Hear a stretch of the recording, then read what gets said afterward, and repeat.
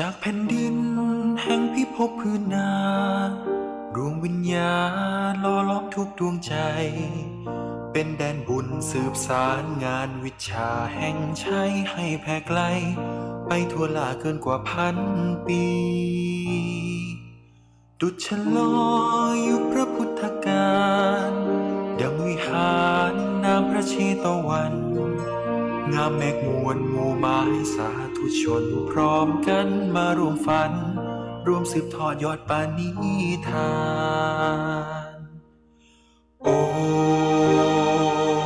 วัดพระธรรมกายสร้างวัดสร้างพระสร้างคนดีมีศีลธรรมโอวัดพระธรรมกายมันยืนหยัดสร้างบารมีตราบนิจนิรันดร์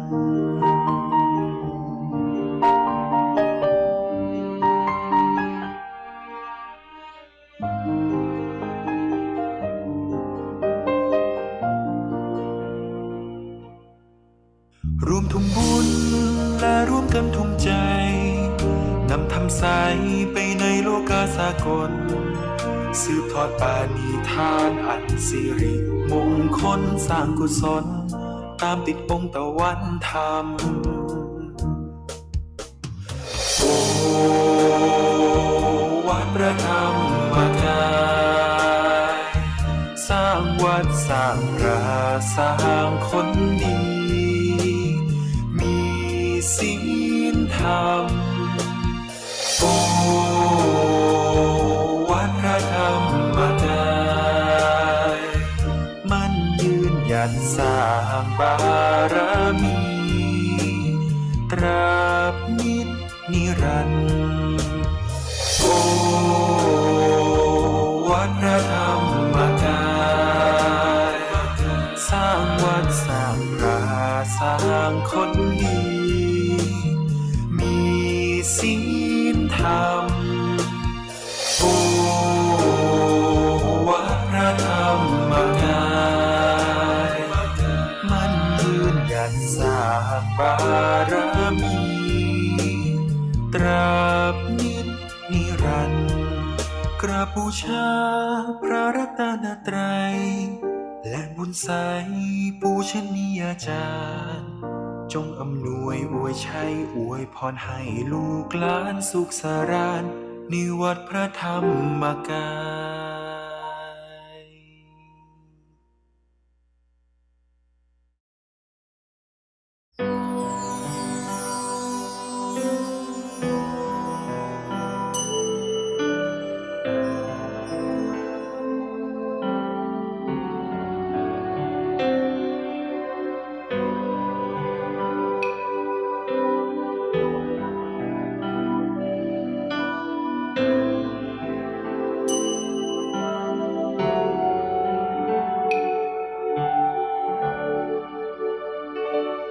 นานมาแล้วที่เราน้องพี่ได้ทุ่มพลีทุ่มบุญทุ่มใจ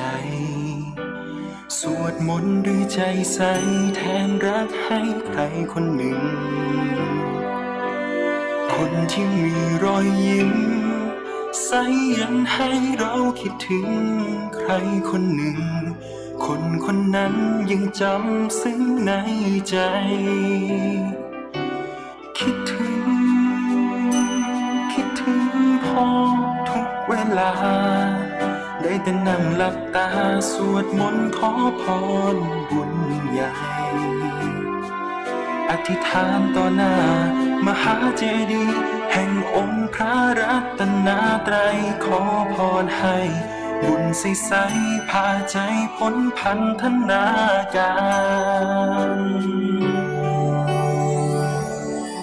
สวดมนต์อธิษฐานภาวนาขอพรบุญจงนำพาให้พระพ่อมีสุขสันต์เราจะทุ่มสร้างบารมีสืบมา หามโนปณิธานว่าวันนั้นที่ภัยพ้นผ่านได้ดวงใจของเราหวนกลับคืนมาอยากจะบอกรักอยากบอกรักพ่อทุกนาทีว่าลูกพ่อคนนี้ยังรักพ่อล้นดวงใจภารกิจที่พ่อให้จดในกลางของกลางระหว่างหัวใจพ่อรออยู่ตรงนั้นใช่ไหมกลางใจของทุกคน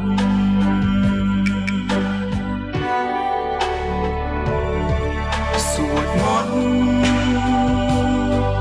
อธิษฐานภาวนาขอพรบุญจงนำพาให้พระพ่อมีสุขสันต์เราจะทุ่มสร้างบารมีสืบมหามโนปณิ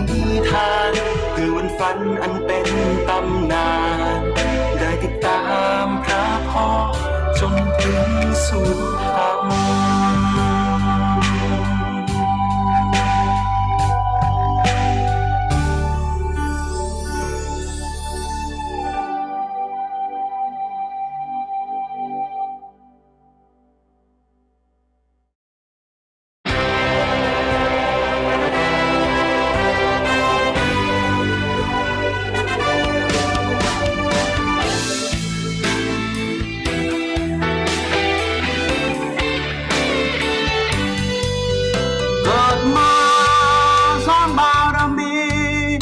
มีเวลาเท่ากัน24 ชั่วโมงต่อวันแล้วแต่ใครจะออกแบบชีวิตให้ดูแลกายใจตนเองเพราะเวลานั้นมีค่ากว่าที่คิดรวมใจใสสู่โควิดด้วยคิดดีพูดดี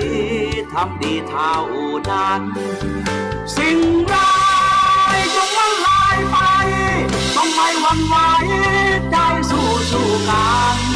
รักษาจิตใจให้ผ่องใสไปนานๆด้วยทานศีลภาวนาเป็นทางมาแห่งสัน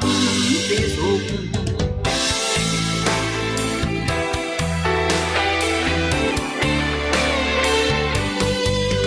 อยากทำดีอย่ารีรอสร้างบุญเถิดน้อยอย่ารอให้ป่วยสวดมนต์กระแสบุญช่วยรวยรอดปลอดภัยให้สุขใจตลอดกาลหาทั่วโลกพนมมือทักทายระยะห่างระหว่างตัวเมื่อใดกระแสใจตกต่ำโลกขาดศีลธรรมสิ่งร้ายจะมาอย่าประมาทละเลอให้ใจเป็นกลางให้หลีกเลี่ยงสิ่งไม่ดีให้รู้เท่าทันต้องร่วมมือหยุดใจสู่ฝ่าฟันให้ปรารถนาดีซึ่งกันและกันชนะโควิดไปด้วยกันใจสู้ที่กลางกาย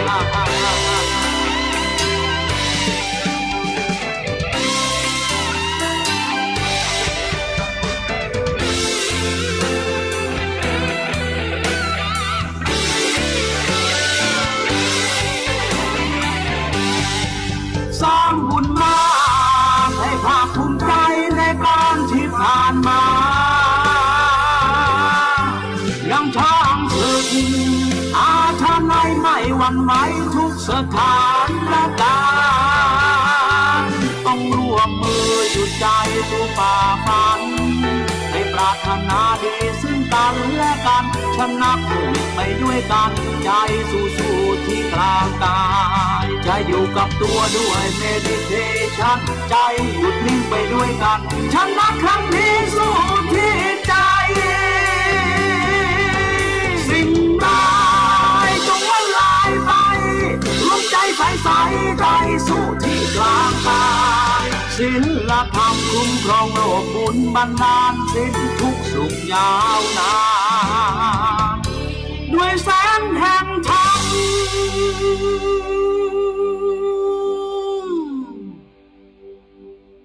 างบุญสร้างกุศลใจสู้ๆทั่วโลกชนะวิกฤตโควิด -19 ไปด้วยกันนะครับ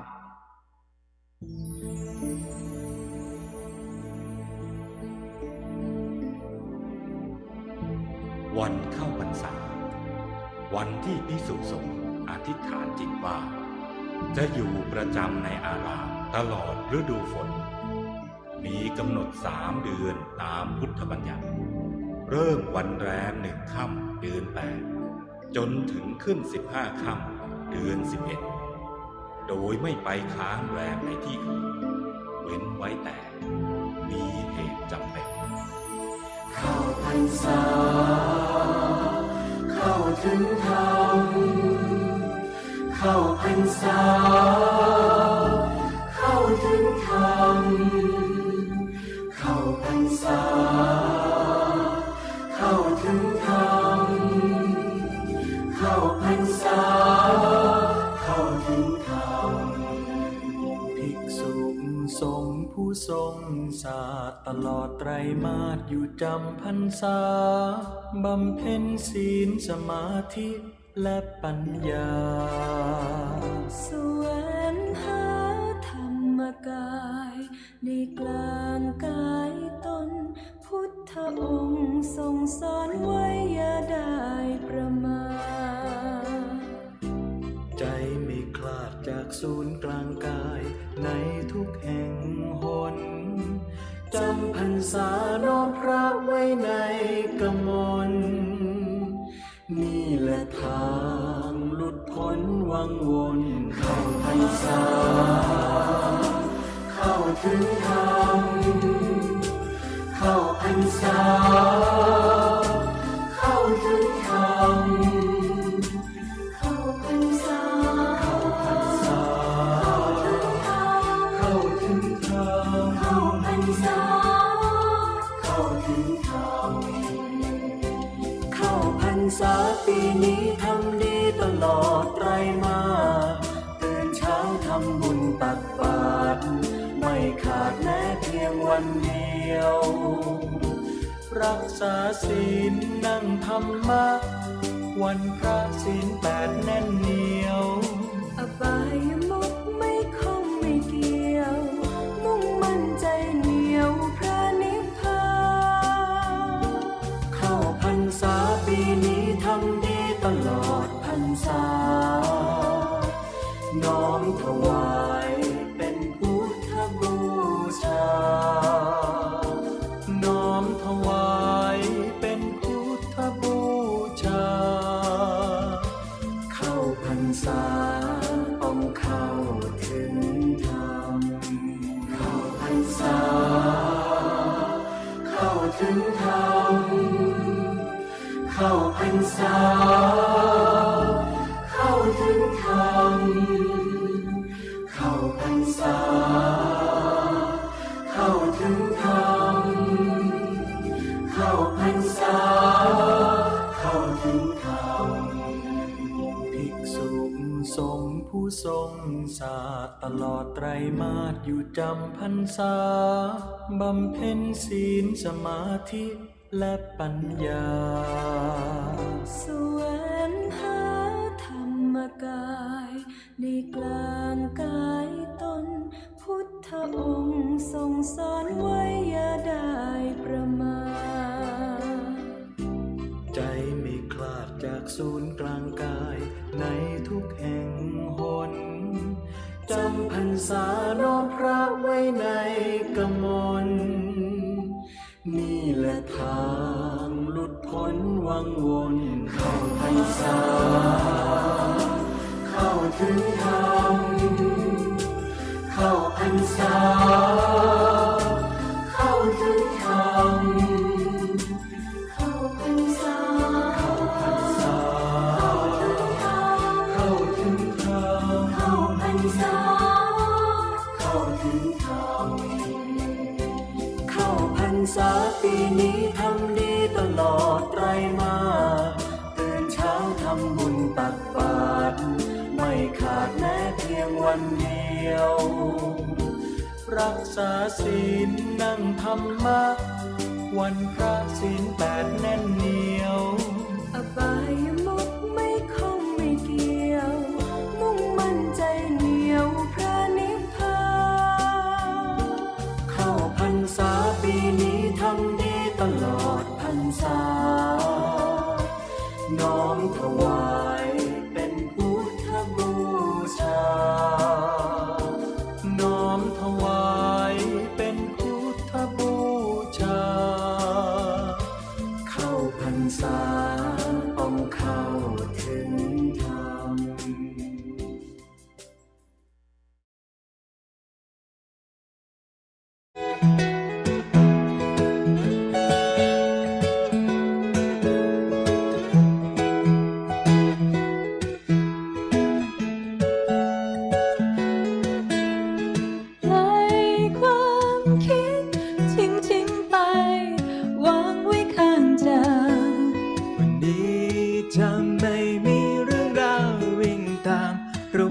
ที่ได้ปิดจุดการรับรู้หยุดไว้เพียงหัวใจใส่กระเป๋าก้าวออกไป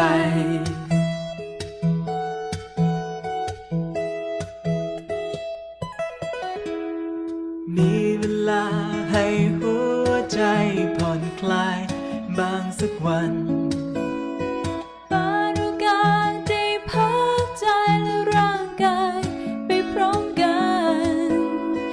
จะไม่มีความเศร้า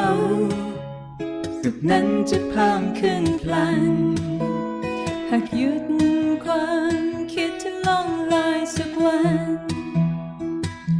This is the meditation time เวลานี้ฉันมีความหมายหยุดความคิดช้าๆแล้วพักผ่อนเรื่องราวดีหรือร้ายทิ้งเอาไว้ก่อน This is the meditation time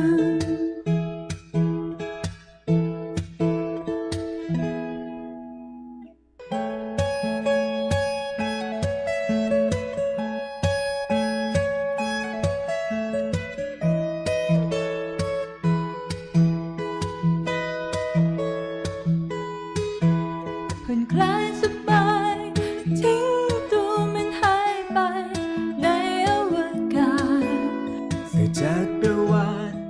ที่เธอปลอดภัยจากทุกสิ่งเต็มไปด้วยความรู้สึกสบายเมื่อใจนิ่งดิ่งความสุขนั้นยังมีอยู่จริง This is the meditation time เวลา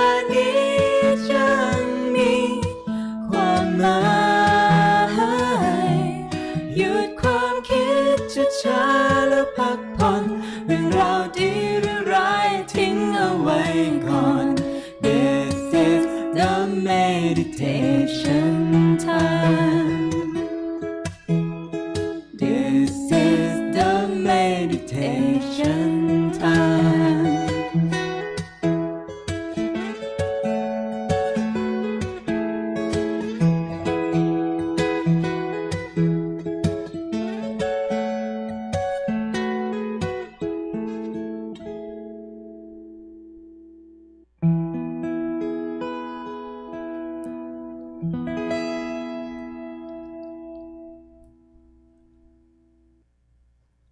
Welcome back to the 10th online episode of Live Peacetime, hosted on alternating Sunday mornings by Peace Point and on alternating Thursday evenings by DIMC Information with myself, Prat Nicholas Tanisaro,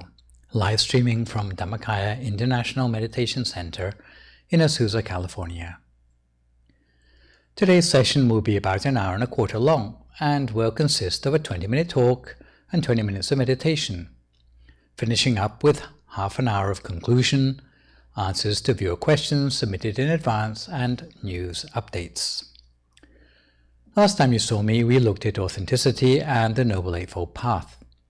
as a way to live up to the spiritual transformation challenge for integration and commitment in our practice.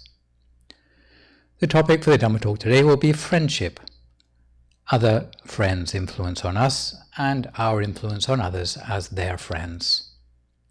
Again, this session I would encourage you to send in any questions you have by posting them on the Peace Point Meditation YouTube page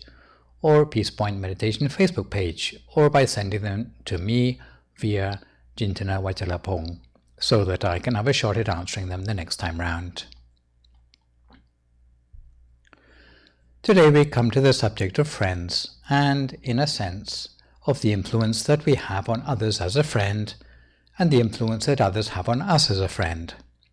We will start by looking at those who are likely to be a bad influence on our spiritual transformation, and continue to look at those likely to be a good influence on our spiritual transformation. When I'm talking about friends in this context, it doesn't just refer to our peers and buddies. It can include family members and even people you have a passing acquaintance with. Whatever their age relative to you, whether it be parents, children, teachers, mentors, bosses, or employees. Friendship is quite a major source of influence on our character, whether it be parents bringing up children, or whether it's the people we hang out with. All those people have habits that can brush off on us, and in the same way the habits we have can brush off on other people too. If what brushes off on us is not good, then it would be referred to as fake or false friendship. You can consider false friends to be like a jinx on our spiritual transformation, rather like the Deva Bhutta Mara or personified gremlins that we met up with a couple of sessions ago. Unfortunately, when selecting your friends, you cannot tell a false friend by external appearances. People who may be a bad influence on our spiritual transformation can come in many guises. When we want to identify a false friend, we need to look for behaviors that betray their underlying quality of mind. The sort of behaviors that are most clearly identifiable are those that come out in the context of our interaction with them. We are not mind readers who can know others' intentions. All we can observe are the things which others express openly, that is, others' words and actions, and to this end there are 5 telltale signs. Firstly, they like to persuade us to do unwholesome things. Secondly, they like to interfere with things that are none of their business. Thirdly, they like to do anything that's improper. They get angry when spoken to decently, and finally they refuse to comply with rules and regulations. If you come across any of these 5 features, then it should already set warning bells ringing in your head. Some people who may appear on the surface to be friendly might be false friends masquerading as friends. In addition to the 5 telltale signs I just listed, we need to be aware that there are as many as 4 types of false friends: the mercenary, the friend of empty promises, the flatterer, and the one who leads you down the road to ruin. Each of these 4 types of false friends has 4 characteristics, giving a total of 16 forms of behavioral characteristics to look for. To fill in a little more detail for each type of false friend, the mercenary is the sort of person who tries to appropriate your possessions, sacrifices little in the hope of gaining much, helps you only when threatened by the same danger, and who is only friendly to you when it serves their own interests. The friend of empty promises is the sort of false friend who tells you how sad they are not to have been able to share with you something that's already run out, promises to share with you things they don't have yet, tries to win your favor with empty promises, and has excuses every time called upon to help. The flatterer is the sort of false friend who sucks up to your evil doing, sucks up to your doing good, sings praises to your face, but gossips vindictively about you behind your back. Lastly, the friend, in inverted commas, who leads you down the road to ruin, is the sort of false friend who is your loyal drinking companion, is always at your side when you roam the streets at unseemly hours, frequents games and shows with you, and joins you at the gambling table. Such behaviors illustrate 16 ways in which a false friend will unwittingly reveal their lack of responsibility for your spiritual future. Besides leading us to ruin, such people lead society unfalteringly in the direction of deterioration in a way that's hard to remedy. With friends like these, who needs enemies? A false friend is someone you need to keep at arm's length, or better still, at the far end of a 10-foot pole. If a person is contaminated with the dangerously contagious disease of exploiting their friends, we have no alternative but to isolate them. And I suppose in this day and age, you could say that they need social distancing. However, as we shall see, it's not physical distance which we use to quarantine a false friend. It's more a sense of psychological distancing. In terms of interaction, we need to avoid getting too tangled up with them. That is effectively how we keep psychological distance. In practicality, this means interacting without transaction, in terms of joining, receiving, and giving things to a false friend. Joining means eating with or otherwise letting them get their feet under your table. Receiving means marrying them, adopting them, or employing them. The point where we start to associate with them is the point where we take them on. Giving means lending them money or otherwise investing with them. Such giving includes giving them consideration, praise, encouragement, lodging, food, or payment. All these are included in the definition of association. If you are involved with false friends on any of these three levels, you need to distance yourself before sustaining any further damage. We turn now to look at those who have a positive influence on our spiritual transformation. Living in a fairly individualist society as we do,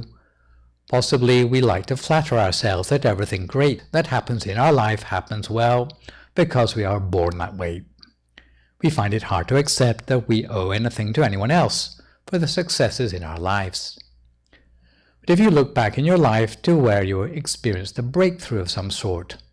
where maybe you've come a long way in your education or got a work promotion, then often in retrospect you can identify people who had a transformative influence on you when you were making the decisions which got you to that point.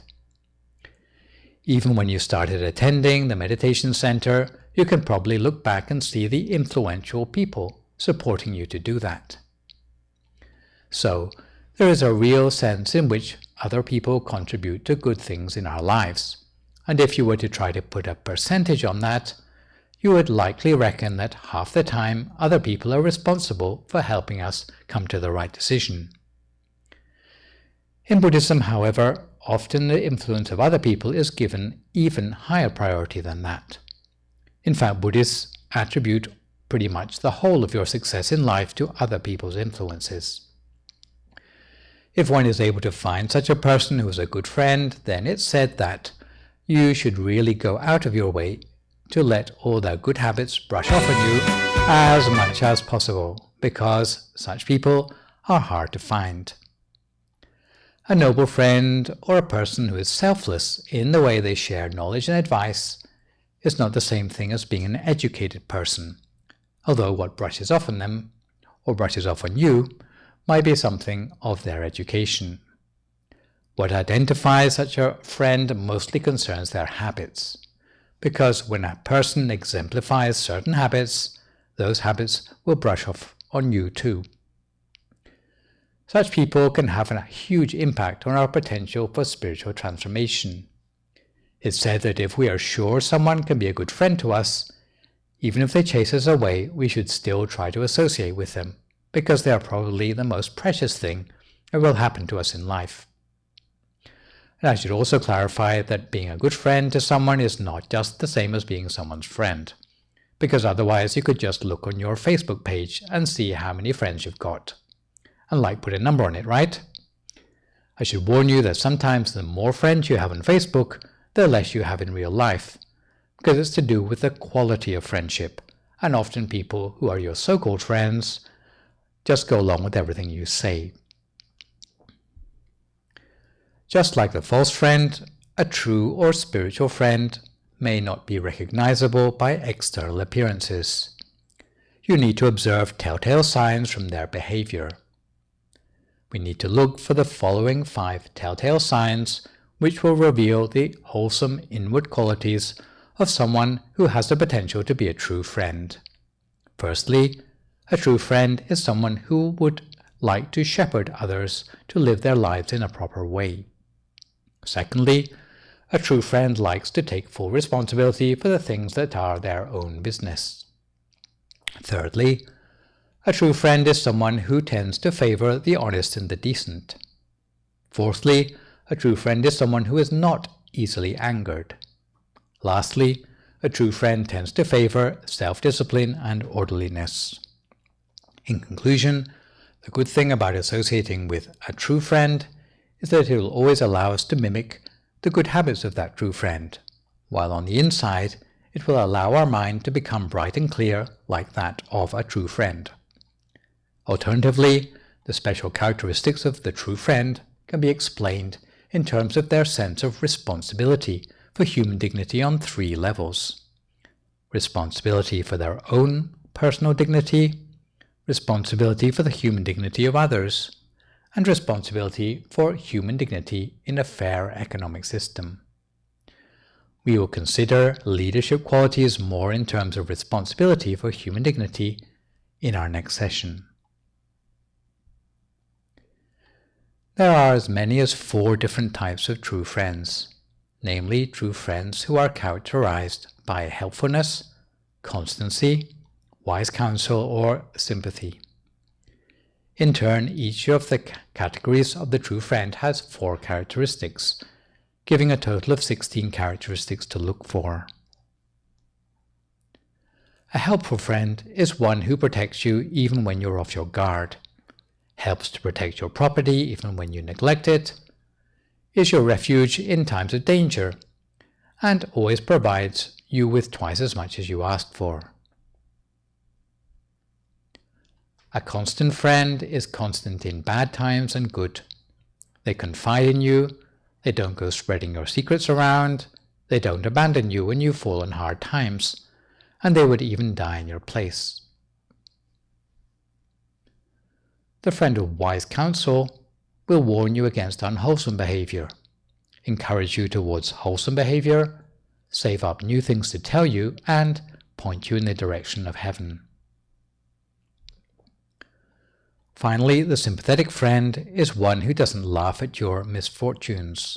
will congratulate you on your good fortune, will speak out against anyone who maligns you,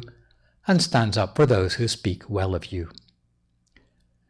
Like all the groups of people closest to us in the world, the best way we can get virtues of the true friend to brush off on us is to associate with them as good friends, to be close to them in 5 different ways, most of which align with the 4 bases of sympathy we learned about in the previous session. Firstly, we need to be generous to that noble friend, putting our compassion into practice when that true friend experiences hardship or suffering. And generosity is the way we can strengthen our bond of friendship to that person. Secondly, we need to speak kindly to that noble friend, choosing to speak to them only words that are polite and true. Thirdly, we need to help and act for the benefit of that noble friend, with altruism, to want to do things for their benefit. As the saying goes, a friend in need is a friend indeed. Fourthly, we need to be consistent in our friendship to that noble friend. We should not suddenly treat them better or worse because we or they got a promotion. Lastly, we should never tell lies to that noble friend. If we're not honest with them, how can they truly help us?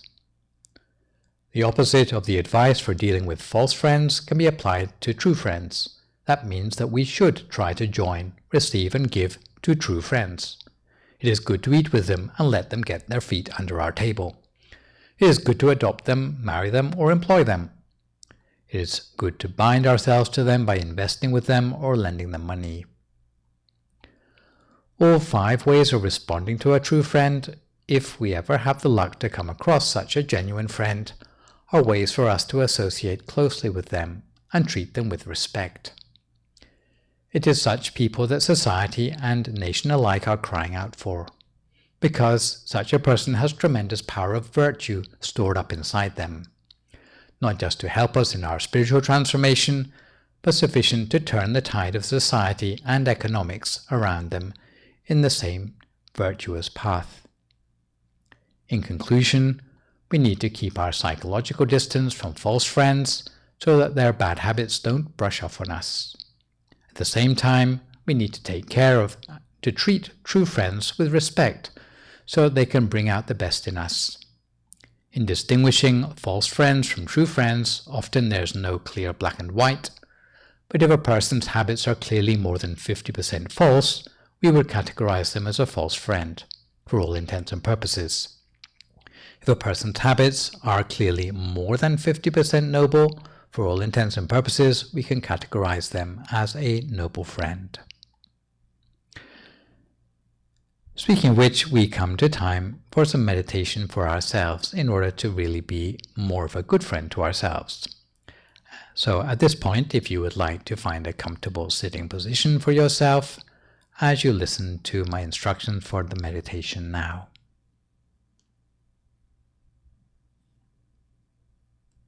Now we're going to sit for meditation. If you'd like to find a comfortable position for yourself in meditation, with your right leg on your left leg, your right hand on your left hand, the index finger of your right hand touching against the thumb of your left hand, with your palms facing upwards and your hands resting in a relaxed way in your lap. Close your eyes very gently. Close your eyes as if you were going to go to sleep. And adjust your body to make it appropriate for meditation, because the sort of posture which is suitable for meditation must be relaxed in every way. Therefore, imagine that your body is relaxed completely. Relax so that there is no remaining part of your body which has any stress or tension anymore, all the way from the muscles of your eyes, forehead, temples. May they all be completely relaxed. The muscles of your shoulders, both arms, right down to the tips of your fingers. Make sure they are all completely relaxed. Relax the muscles of your body, chest, trunk and abdomen, making sure they are all completely relaxed, all the way down to the tips of your toes. Adjust your posture so that it's suitable for meditation, both stable and relaxed. If you're able to adjust your body properly, you'll have the feeling that you're not leaning too far forward, nor too far back, not too far to the right nor to the left, but you'll feel stable, rather like a mountain unshaken by the winds blowing from the 4 directions. You'll be able to sit for a long time without having to move around too much. This is the proper sort of position which we're aiming for. And sitting with your right leg on your left leg, your right hand on your left hand, with the index finger of your right hand touching against the thumb of your left hand. In fact, it's the most perfect position, which has been modeled from the posture of the body of enlightenment. The living Buddha inside us sits in exactly the same position. He has an upright position, sitting cross-legged, in a perfect position of poise. Therefore, adjust your body properly before you sit for meditation any further. You shouldn't pay attention to any external distractions. You have to make sure your body is properly adjusted before continuing with the next stages of the practice. Once your body is completely relaxed, we turn our attention to relaxing the mind, because meditation is mostly about training the mind. Make sure your mind is relaxed, so that it can be a suitable receptacle for mindfulness, wisdom and tranquility. The mind appropriate for meditation is always a mind which is empty of any extraneous thought, with no anxieties or worries, whether it be thoughts about family, work or studies. We mustn't allow any worries about these things to stir up our mind anymore. If we are to have a mind empty of all of these anxieties, we will be better thinking about the teaching of the Lord Buddha, that all things, whether animate or inanimate, trees, animals, the world, the sun, and the moon, or even the people living in the world, whether it's our parents, grandparents, or close family, whether it's the other living beings in the world, all of these things arise, perpetuate, and then decay. They are all changing all of the time. They are never permanent. They cannot remain the same even if they want to. They are all of the nature of suffering. They are not our true self because they are changing the whole of the time. If they were really our true self, really the core of our being, it would have to be something stable. We are not like a diamond which becomes more mature with age. All things are changing the whole of the time. If we remind ourselves of this for a minute or two, before we get down to the meditation practice, reflecting in this way will allow our mind to become empty, and it's a mind which will be suitable for meditation, because before long, if our mind becomes dispassionate and detached, we will be able to attain the Dhamma inside ourselves easily. As for those who are already familiar with the meditation instructions, you can continue with your own practice. But for those of you who are new, please listen carefully to the instructions which are to follow. You should imagine a bright, clear object at the center of your body, such as a bright, clear crystal ball, rather like a polished diamond sphere, without any scratches or blemishes on it. If we create such an image in our mind, the image of a large diamond, about the same size as the tip of your little finger, and imagine it at the center of the body, then this will be helpful as an anchor for the mind. Imagine this diamond or crystal ball bringing our mind to a standstill at the clear center of the ball, while repeating the mantra to ourselves silently with the words Samma Arahang, Samma Arahang, Samma Arahang, over and over again. No matter how many tens or hundreds or thousands of times we have to repeat the mantra to ourselves, we will have to keep on repeating it over and over again, for as long as it takes for our mind to come to a standstill, and to see a clear, bright crystal ball arising spontaneously at the center of ourselves, seeing it with the same clarity that we would see it with our own eyes. If we catch sight of such a crystal ball, there will be no real need to continue with the mantra anymore. We should make sure we see the crystal ball at the center of the body the whole of the time. The fact that we need to bring our mind to a standstill at this point, rather than anywhere else, is because this seventh base of the mind is the only place in the world which is the starting point of the pathway towards nirvana. If we want to attain nirvana or attain the Dhammakaya, we have to start from this point and nowhere else. If nirvana is going to arise for us, it has to arise at this point. If we are going to extinguish suffering, then we have to extinguish it at this point. If we want to find true happiness, then we have to find it here at the seventh base of the mind. Stopping the mind at the center is thus the starting point for meditation. If we don't manage to achieve this, then it's going to be hard to go any further with the meditation, we have to go at it patiently. We have to make sure that we get it right. Today, as we meditate, we'll take the opportunity to explore something of the oft misunderstood subject of the nature of nirvana. The word nirvana refers to a place or a state of mind where all defilements have been extinguished. It is a place beyond the reach of the three prisons of the triple world. Nirvana can have two shades of meaning. It can refer to the state of mind of a person with no further defilements, or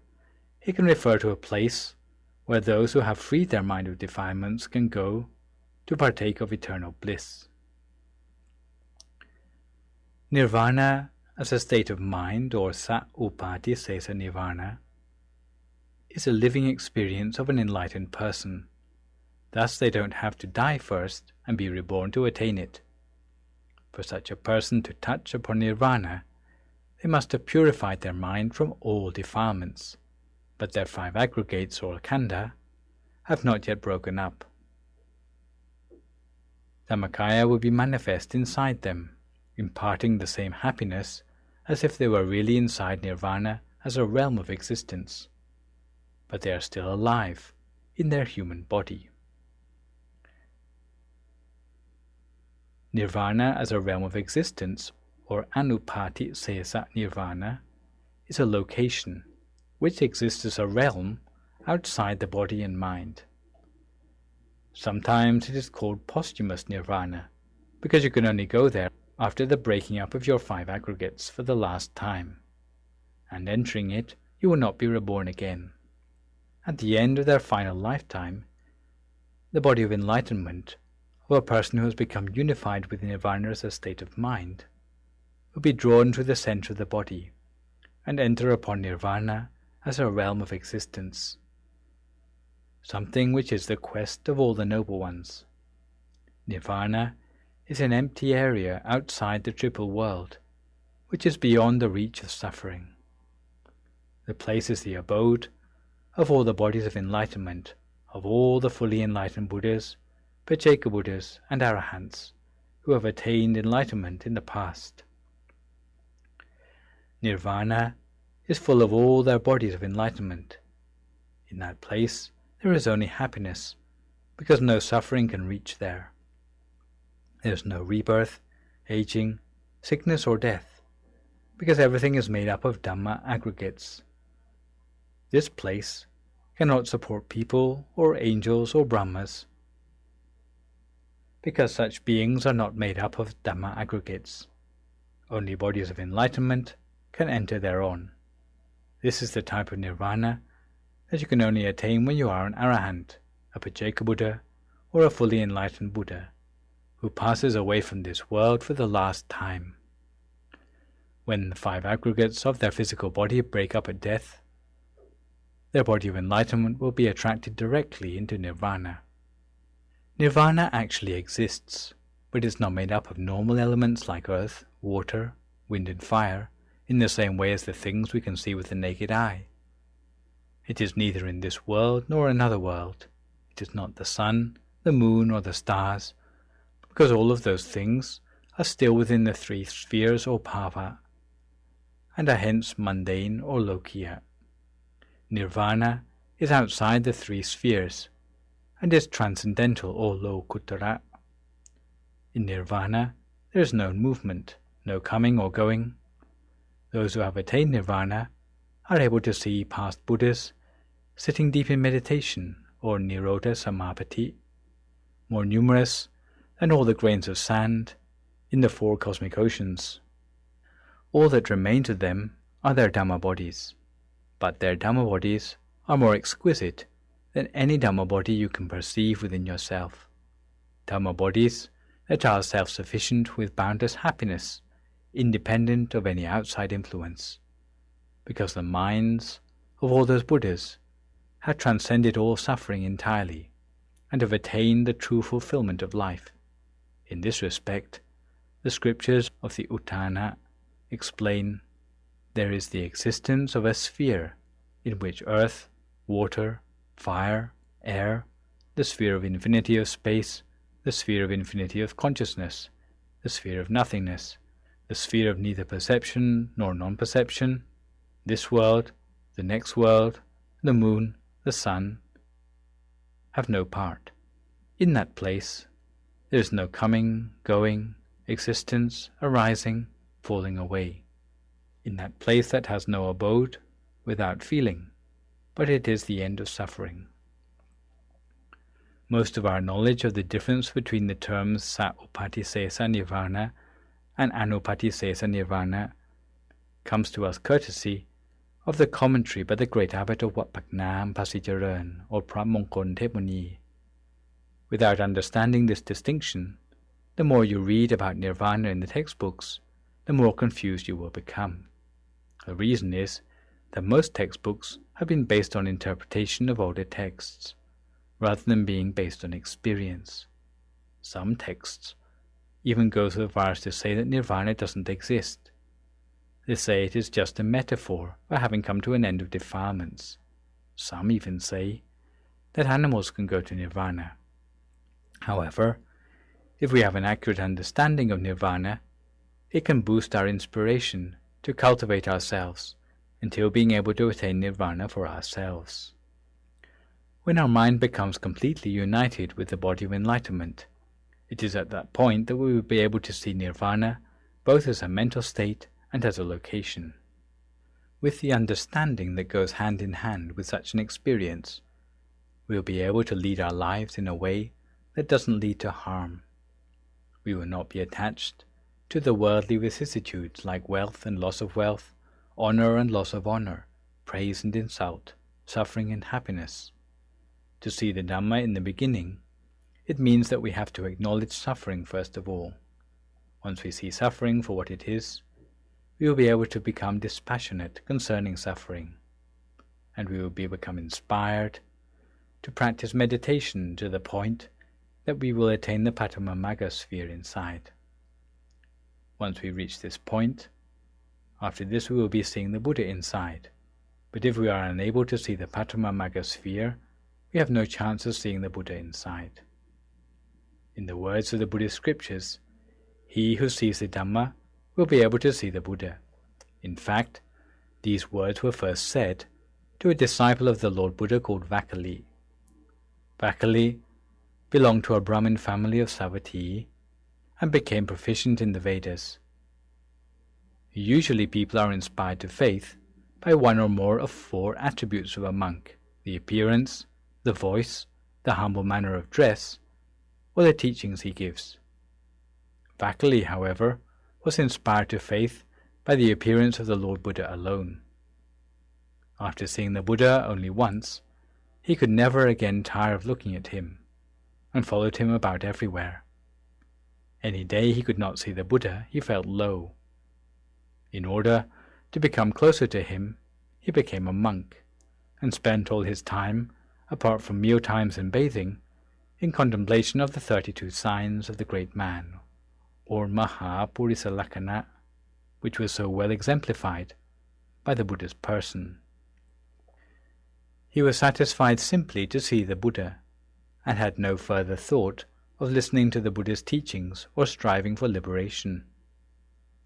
The Buddha waited for the right opportunity to teach him, because what he had to say would surely upset Vakali. But at the same time these things must be said for Vakali's benefit. One day, when the right time came, he banished Vakali to a place where he could no longer see the Buddha, and Vakali was so upset by the Buddha's retort that he prepared to commit suicide by jumping over a cliff on the Vulture's Peak. Fully aware of Vakali's intentions, before he was able to jump, the Buddha went to him and appeared to him teaching with the words, Alang Vakali Kim Te Imina Puttikayena Dittena Yoko Vakali Dhammang Pasati So Mang Pasati Yo Mang Pasati So Dhammang Pasati. The sight of my foul body is useless. He who sees Dhamma sees me.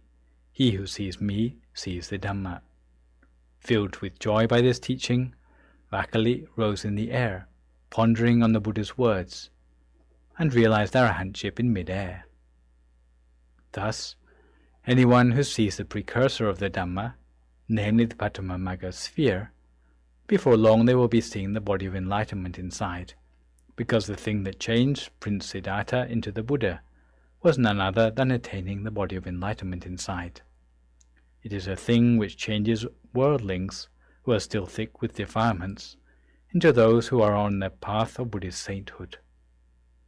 changing ourselves to be someone who has a supreme life and a supreme mind. The lowest level of the body of enlightenment is called Gotrapu Dhammakaya. This means the body of enlightenment, which has broken free of being a worldling, but it's still not at the point of Buddhist sainthood. It is a halfway point between being a stream enterer and a worldling. It is like having one foot in each camp, one foot in the world and the other foot in nirvana. With such an attainment, you will be able to get the comparison between the two sorts of existence, between the two sorts of aggregates, the conventional aggregates and the Dhamma aggregates, because at this point we are still subject to different emotions in the mind, but at the same time we are able to see things according to their true nature. We will be far from the four forms of prejudice, because of greed, hatred, delusion or fear, but there will still be subtle forms of defilements remaining in the mind. But once we come to the Gotrapu, body of enlightenment, we will be able to see things according to their reality. We will not be subject to their prejudices anymore. Once we accept things for what they are, and we will start to see the body of enlightenment of a higher level of purity, and we see that the five aggregates are rather like a mask which we wear in order to perform on stage. But when we remove the mask, then we see who we really are. So now, may all of you be fulfilled in your wish to attain the triple gem inside yourself. Each their own meditation now for a few more moments in silence until we come to the appropriate time.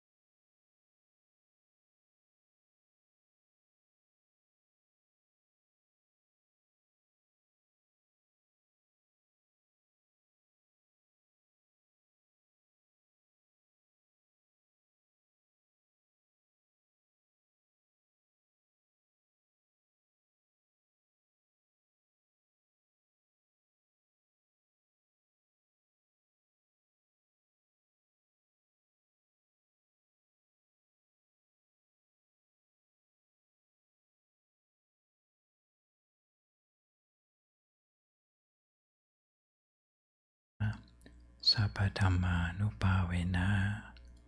Sappa Sankhanupavena Sattha Soti Bhavanto Te. So if you'd like to come to the end of your meditation for today, you can gradually open your eyes again. If you feel at all uncomfortable, then slowly try changing to a more comfortable position and gently finish your practice. So now, after our meditation and having earlier looked at how others may be a good or bad friend to us, let's look now at the sense we can be a good friend to others, and indeed how we can be a good friend to ourselves. There's quite a long job description for a person who can successfully minister to others as a good friend, and I'll go through them quickly first, then go back through them in more detail. Firstly, that person needs to be endearing, which is what you would generally expect of any sort of friend, which means that they're going to be nice to you, to say things you like to hear. but they also need to command respect, and I'll come back to these in more detail in a moment. They are praiseworthy in their habits. They are artful in the things they say, and are also artful in listening, so that they know when to shut up occasionally. They can deal with deep topics, and last but not least, they don't encourage others towards things that are harmful. So, the first quality of a good friend is being endearing. It can come down to many things, even quite basic things like the manners you have. I hear the manners have gone out of fashion lately, but generally, if you meet someone for the first time, you tend to come away with a positive first impression of them if they are well-mannered, especially if they are helpful to you. People want to be around you if you are an endearing person. You notice this characteristic quite a lot with old folks. They have something about them that makes people want to be close to them, to hold their hand and snuggle up close. It's almost like a sort of charisma that they have. They have a lot of loving kindness, a sense of empathy for others. But for the purposes of being a good friend, just being endearing is not quite enough. It needs to be balanced by a second quality of inspiring respect in others, what you might call a natural command of authority. If you want to be the sort of friend who actually influences others in a good way, you can't just go along with everything they want, because sometimes there are areas where you need to suggest changes. It's a basic truth of leadership that you need to be accepted by a person before you can teach them something. So of course you need to start by being nice to people, and if you're nice to them to the point that they start to accept you, then on occasion they might actually listen to you if you have advice for them. But generally you wouldn't accept advice from a complete stranger, right? You tend to accept advice from people who you like to some extent, or you have some sort of common ground with. And don't forget that if you ever want to give anyone else advice, then you need to have a connection with someone before you can start to turn the conversation around to advice that they might not find it so easy to accept from you. Commanding respect means not always allowing another person to do the easiest thing when it's not the best thing. Generally, this balance between endearing and commanding respect can be imagined as the difference between the light of the sun and the light of the moon. The moon tends to give us a gentle sort of light that makes everything look attractive, while the rays of the sun can be quite harsh sometimes for situations where you need to be cruel to be kind. Third quality of a good friend is being a praiseworthy person. Unfortunately, to talk about virtue or morality, it's not the same as talking about the weather or about a sport, because people actually look at the speaker to see whether they exemplify what they're talking about. Because if the speaker is a hypocrite, then they fail their audience even before they started. If you're saying that someone needs to be more patient and you look impatient about the fact they're not being patient enough, then they're not really going to take you very seriously. You must be able to exemplify the character qualities you advocate. Once upon a time, there was a little boy in India who was newly diagnosed as being diabetic. So no more sugar was allowed, but the boy kept on eating sugar and made himself really sick. His parents told him not to eat sugar, but he carried on eating the sugar regardless. So his parents thought, what can we do about this? And they decided to take their son to see Mahatma Gandhi. Mahatma Gandhi asked what the problem was, and the parents replied that their son needed to stop eating sugar, and they wanted Mahatma Gandhi to tell him. Mahatma Gandhi said, okay, but come back and see me in 2 weeks. So the parents looked disappointed and asked, look, we traveled a long distance, can't you just tell him now? No, Mahatma Gandhi insisted, come back in 2 weeks. So they went away, and they came back 2 weeks later, and only then did Mahatma Gandhi say, boy, stop eating sugar. And the boy said, okay, and never touched sugar again. The parents agreed, good, that's so much better. But then they asked Mahatma Gandhi, how come you couldn't just say that 2 weeks ago? Mahatma Gandhi explained, well, 2 weeks ago I was still eating sugar, So if I told him at that point to stop eating sugar, my words would have had no weight to them. So I had to stop eating sugar myself first for my advice to that boy really to hit home. In the same way, if you're trying to get someone to do something to improve their character, then you should start with the things that you have managed to master for yourself, because those will be the things which others will be impressed by, and ideally to have done so many good things that other people are in awe of you. The fourth quality of a good friend is being artful in speech. Talking to people is generally simple enough, but not if you want to talk with a purpose. So let's say you are trying to be a good friend to another person, and you are trying to inspire them to do something better with their life. Then you might need to have a certain artfulness in the way you construct your conversation. If it comes to criticizing people, then it takes a lot more artfulness than usual for them even to want to speak to you anymore. So there are certain techniques to deliver criticism that you've probably learned about in management, because if people keep making mistakes in your workplace, then eventually you will get a decree of foreclosure. So you can't afford to say nothing. You need to find ways of sugarcoating unpalatable criticism to make it easier for them to accept. Sometimes you can do it by what's known as sandwiching. This is where, for example, you might start with, "Oh, you've done your hair, and your shoes, they're so cool, and if you could just mess up a little bit less on the production line, that'd be really good too, and by the way, I really like the color of your car." So in between the compliments, they catch your drift that, as their line manager, that you are not that happy with the way they are putting a strain on your profit margin. But they don't feel so badly about that because they got lots of compliments along the way. Some people can't take criticism directly, so you may need to be indirect and resort to some more ingenious passive-aggressive tactics like leaving self-help books lying around the home or putting anonymous sticky notes on the fridge door. Sometimes you can talk about the subject with someone else so that the guilty person overhears, and that makes it somehow easier for them to accept because it's not aimed directly at them. Sometimes it helps if you don't roast the guilty person in front of all their colleagues, or if you take them a little way out of the room for the conversation so they don't have to have the embarrassment of loss of face. So in conclusion, for delivering criticism, you can tell someone directly, you can tell it to someone else. You can ask someone else to tell it to them, maybe someone who they respect more than they respect you. There's a whole science of artful speech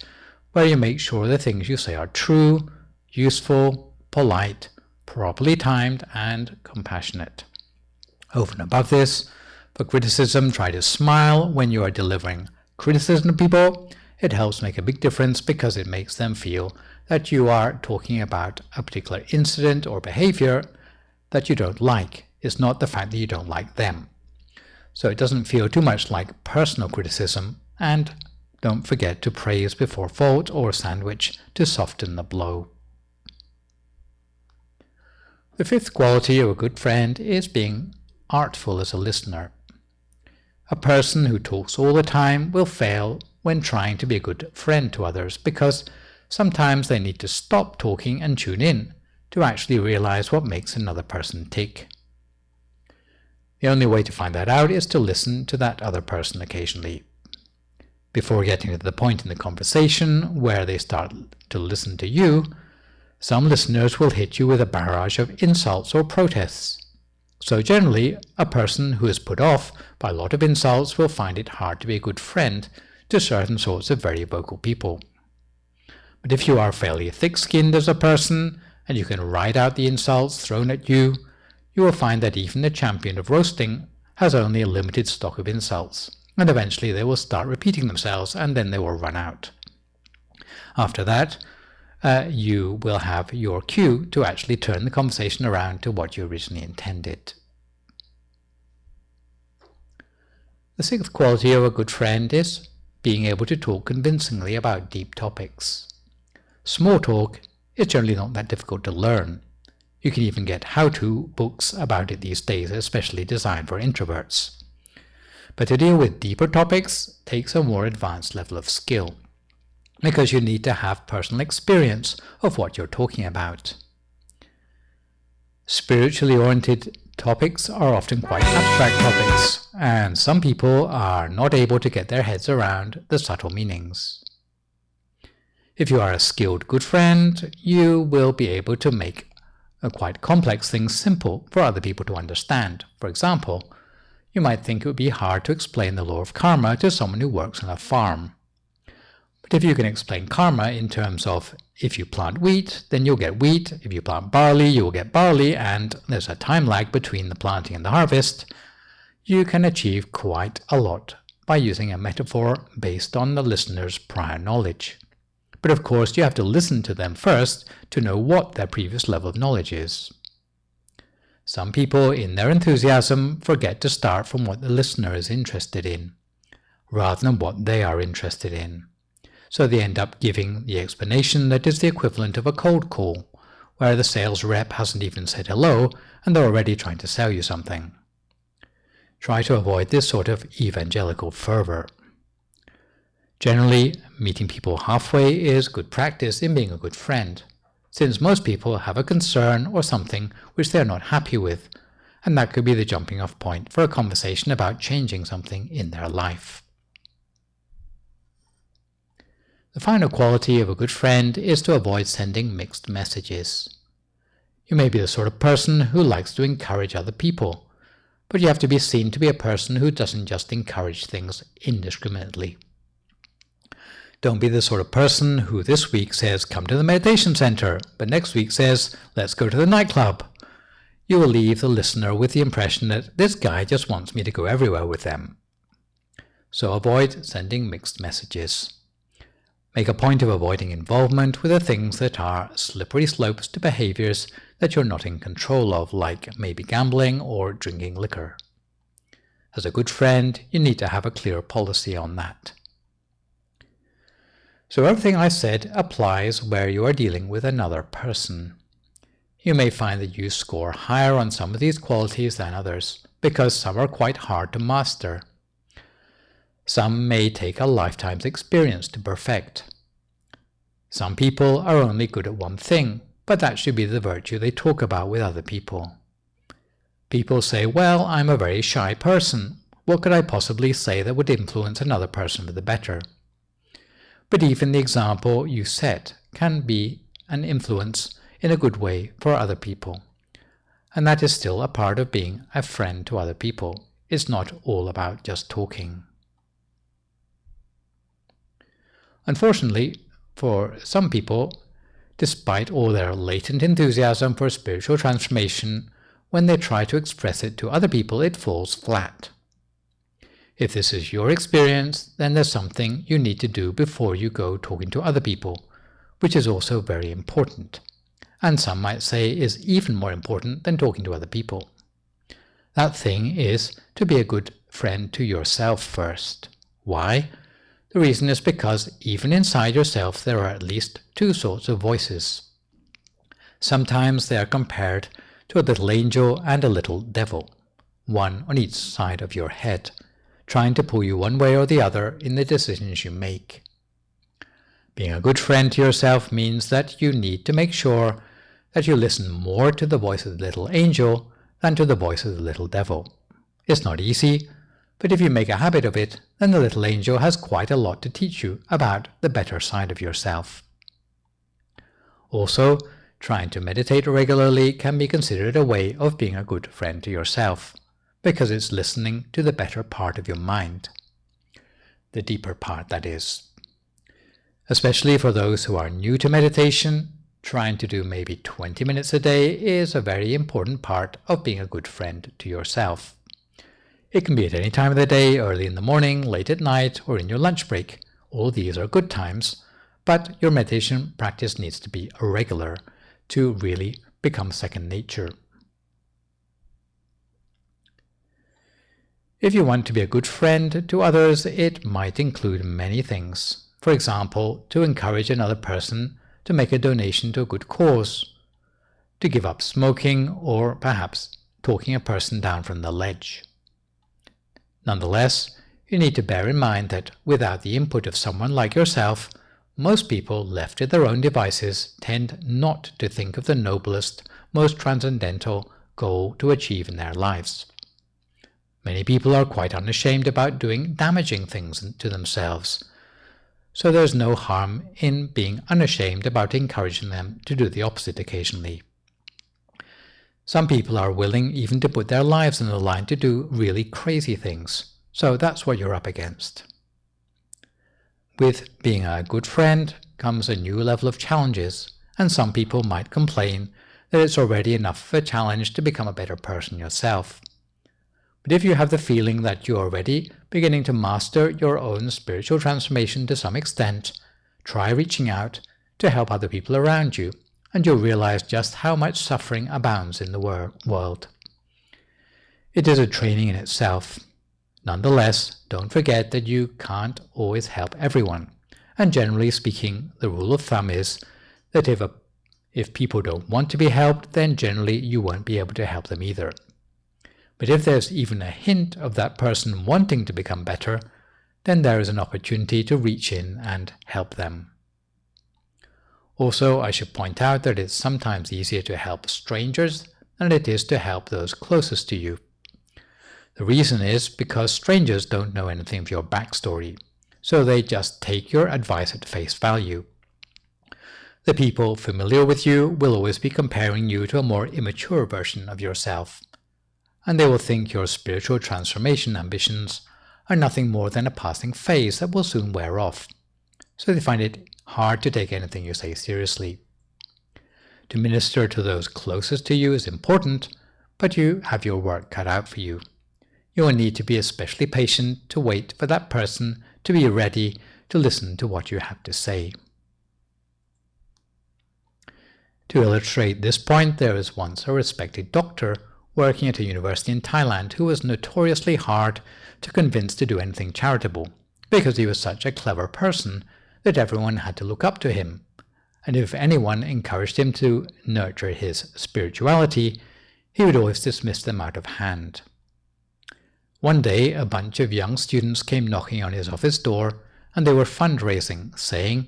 "There's no need for you to become a monk, but it would be really kind if you could support other young people like ourselves to have this opportunity to join a Buddhist monk ordination." The doctor was standing with his hands on his hips like this, and was about to launch into a barrage of insults about how gullible the students were, when his thumbs noticed something strange that wasn't there before. Being a doctor, he knew very well that, hey, that's my kidneys, and only now am I noticing that there's a lump that might be the start of something malignant. It occurred to him that I'm the doctor, but now I'm the one who is getting sick here. So there's the start of some cancerous growth above my kidneys, which he only just noticed because he had his hands on his hips. So at that moment he had a complete change of heart about the value of a spiritual refuge. So he welcomed the fundraising students into his office to write a big check for the cause they were talking about. So the moral of this story is that sometimes people need to have something to trigger the awareness of suffering before they can open up to the value of the cessation of suffering, or eventually the Noble Eightfold Path. So this is something you need to bear in mind if a person is not immediately ready to listen to any advice you're giving them, even though you're pretty sure that it's good advice. It might not be quite the right time, and you will need to hold your tongue and wait for the time when they are more receptive. So, that was a look at the topic of friendship, the effect false friends or noble friends have when their habits brush off on us, and finally, the topic of the good friend, which dealt with how we can be a better friend to ourselves and to others. So we come to the part of the live stream where we try to answer some of the questions sent in by viewers. My question today comes from Kathleen of Glendora in California. Here comes the question. Okay, I would like to know more about the relationship between the Eightfold Path you talked about last time and merit. Firstly, how long does merit last? Secondly, is there a way of measuring merit when it is necessary to use it? And is there a different amount of merit for each link of the Eightfold Path? Hi Kathleen, It's exciting to meet you in the online space for a change. I think your question consists of at least 3 questions in disguise. First is the question about how long merit lasts. Then there's a question about calculating and using up merit. And finally, there's a question about the different amounts of merit for the different parts of the Noble Eightfold Path. The first part of the question is about how long merit lasts.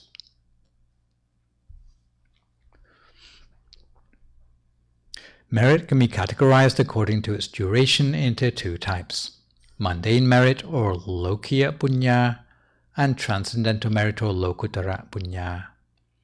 The first sort, mundane merit, is the merit that people are generally familiar with. That is to say, for people for whom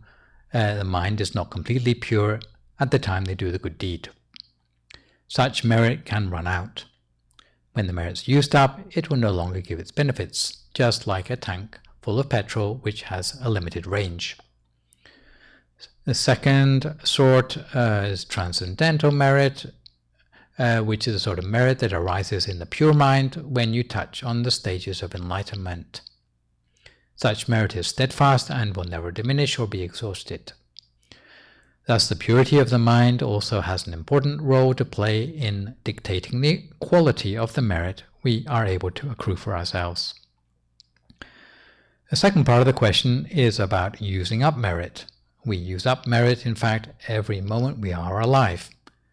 If at any point our merit runs out, then we will drop dead where we stand, irrespective of our health. Although we cannot control our life expectancy, it should be said that we use up more merit when we take risks such as surviving a bungee jump or a free fall parachute jump. So don't use up your merits on these if you don't have to.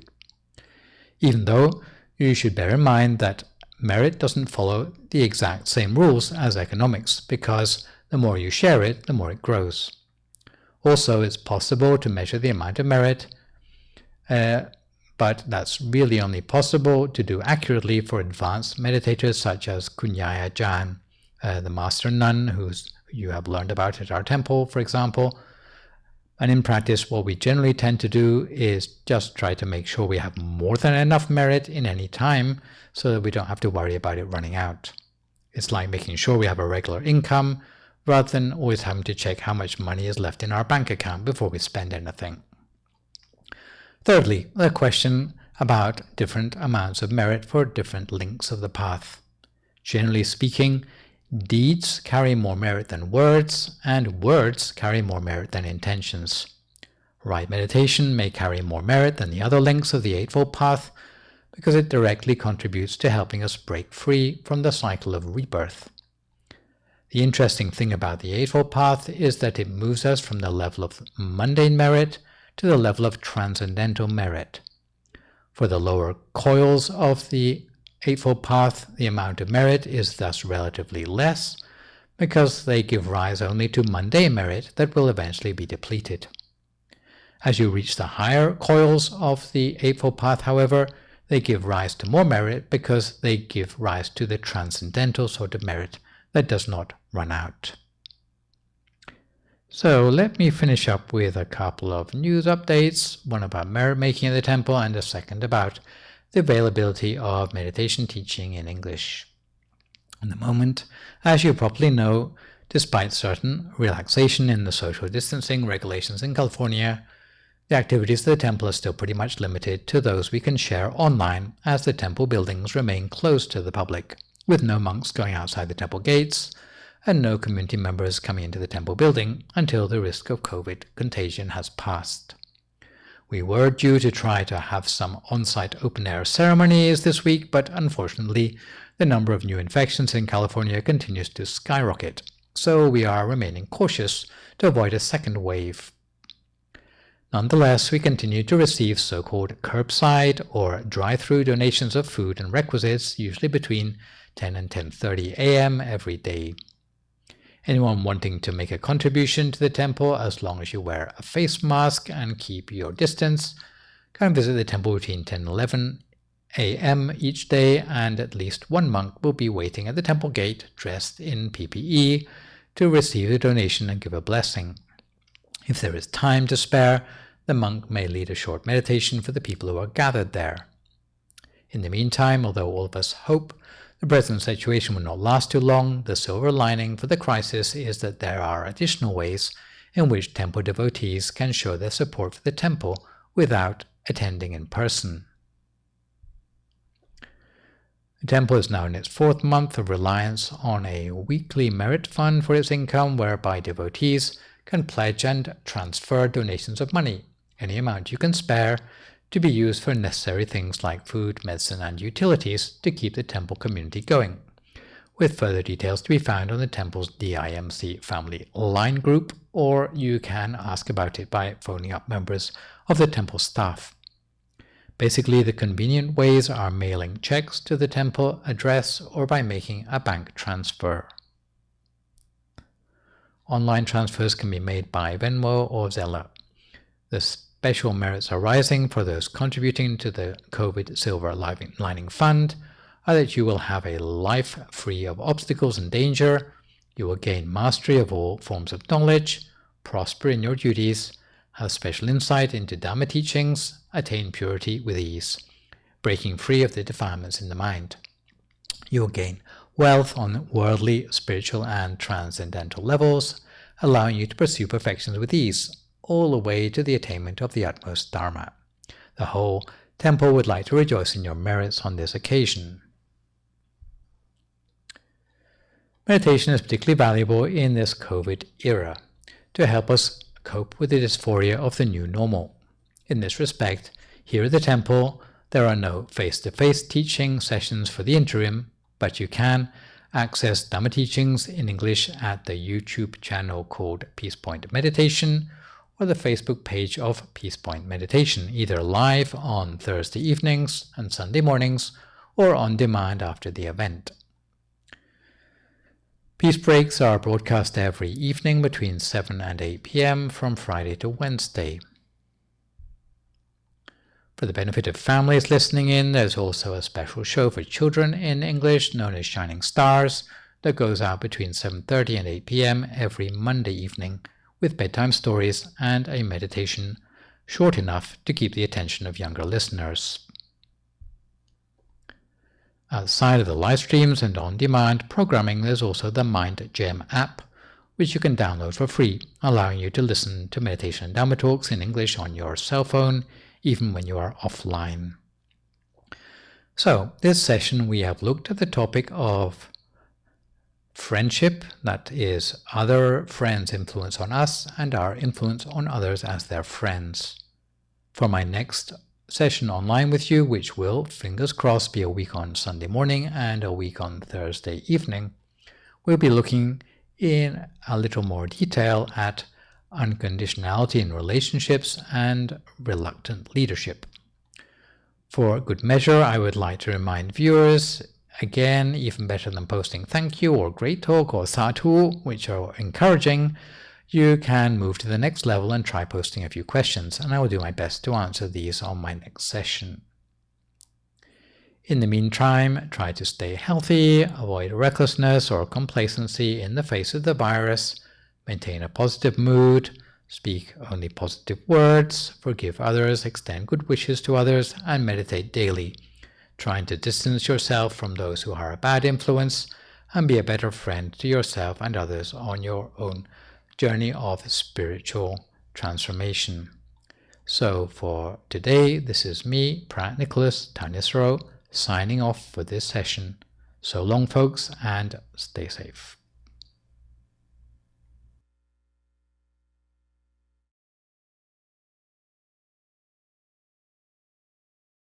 อยากจะขอเชิญชวนทุกท่านนะคะมาตั้งกองกฐินมาเป็นประธานกฐินร่วมกันนะคะเรามาเป็นต้นบุญต้นแบบให้ชาวพุทธทั่วโลกให้เอาพวกเราเป็นแบบอย่างนะคะในช่วงวิกฤตโควิดเนี่ยนะคะพวกเราก็ไม่เคยท้อแท้นะคะในการสร้างบุญสร้างบารมีกลับเป็นพลังผลักดันให้พวกเราเนี่ยอยากทำบุญมากขึ้นนะคะเพราะว่าบุญในช่วงโควิดเนี่ยหาทำได้ยากนะคะไม่ใช่โควิดมาบ่อยๆเป็นช่วงเศรษฐกิจตกต่ำภาวะโลกกระแสลงนะคะแต่พวกเราเนี่ยมีแต่กระแสบุญแรงนะคะมีแต่กระแสขึ้นการทำบุญช่วงวิกฤตช่วงโควิดนี้มันจะทำให้เราได้บุญทับทวี มันเป็นการพิสูจน์ตัวเราเองว่าเรามีเป็นชาวพุทธที่เข้มแข็งแนบแน่นขนาดไหนนะคะ18ตุลาคมยังไงนะคะรีบมาตั้งกองแล้วก็อธิษฐานจิตเดี๋ยวกระแสโควิดก็จะหายไปเองค่ะกราบอนุโมทนาบุญนะคะ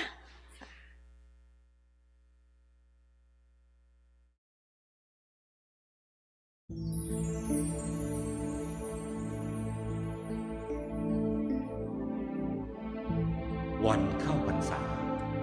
วันที่ภิกษุสงฆ์อธิษฐานจิตว่าจะอยู่ประจำในอารามตลอดฤดูฝน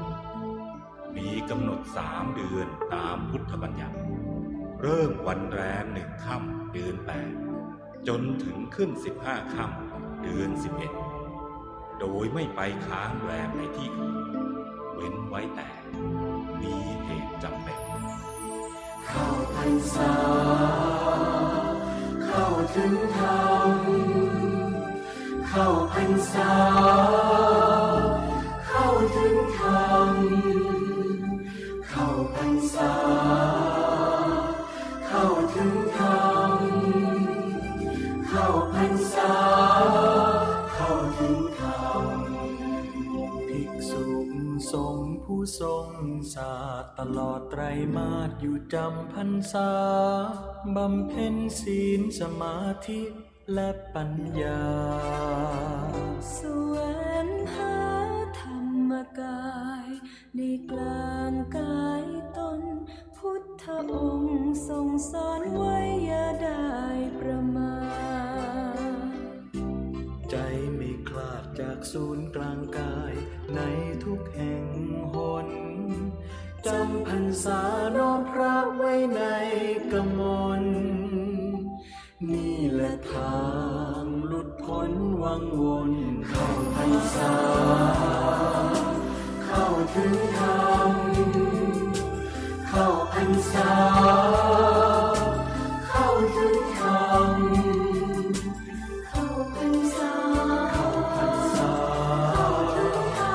เข้าถึงธรรมเข้าพรรษาเข้าถึงธรรมเข้าพรรษาปีนี้ทำดีตลอดไตรมาสตื่นเช้าทำบุญตักบาตรไม่ขาดแม้เพียงวันเดียวรักษาศีลนั่งธรรมะวันพระศีล8แน่นเหนียวอบายมุขไม่คงไม่เกี่ยวมุ่งมั่นใจเหนียวพระนิพพานเข้าพรรษาปีนี้ทำดีตลอดพรรษาน้อมถวายเป็นพุทธบูชาน้อมถวายเป็นพุทธบูชาเข้าพรรษาต้องเข้าถึงธรรมเข้าพรรษาเข้าถึงธรรมเข้าพรรษาเข้าถึงธรรมเข้าพรรษาเข้าถึงธรรมเข้าพรรษาเข้าถึงธรรม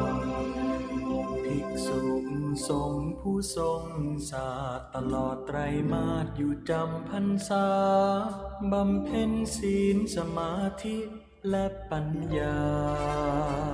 แสวงหาธรรมกายในกลางกายตน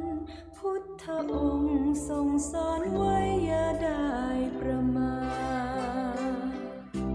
ใจไม่คลาดจากศูนย์กลางกายในทุกแห่งหนจำพรรษาน้อมพระไว้ในกมลนี่แหละทางหลุดพ้นวังวนเข้าพรรษาเข้าถึงธรรมเข้าพรรษาเข้าถึงธรรมเข้าพรรษาเข้าพรรษาเข้าถึงธรรมเข้าพรรษาเข้าถึงธรรมเข้าพรรษาปีนี้ทำดีตลอดไตร ำบุญตักบาตรไม่ขาดแม้เพียงวันเดียวรักษาศีลนั่งธรรมะวันพระศีล8แน่นเหนียวอบายมุขไม่คงไม่เกี่ยวมุ่งมั่นใจเหนียวพระนิพพานเข้าพรรษาปีนี้ทำดีตลอดพรรษาน้อมถว